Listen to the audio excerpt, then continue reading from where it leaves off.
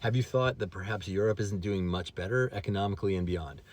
Yeah, I have. I'm well aware of the European economic challenges. I keep up with that. And, listen, we're all connected in the world economically to some degree. I mean, we're not all living as an island. If, there's problems in China, that affects everybody else. If there's problems in the United States, that has effects on everybody else. If Europe has problems, we're all buying and selling from each other, and we're all connected. So I am aware of that.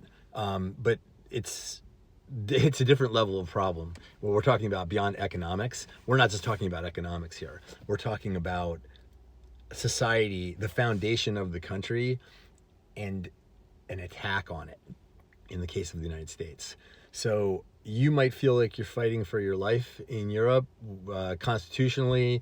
I don't know, depending on what country you're in and what your challenges are. And I'm not belittling those because I have followed elections and, for example, movements to the extreme right in multiple countries. I'm aware of all that.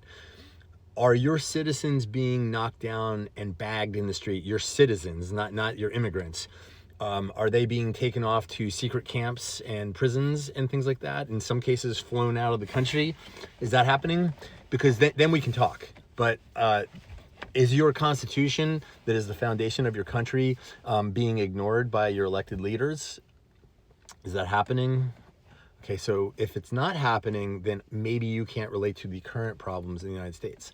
I'm not saying you don't have your own problems, but do you have those level of problems? Because I'm not talking about money here. And I don't know if you just don't know these things, or you haven't been following the news here, or whatever. But yeah, there's a lot of things that are unprecedented happening, unprecedented in American history, since perhaps the foundation of the country. That level of things, and many Americans are afraid for our very existence as a country in the state that we've known it. So that's what we're talking about here. Not that money's tight.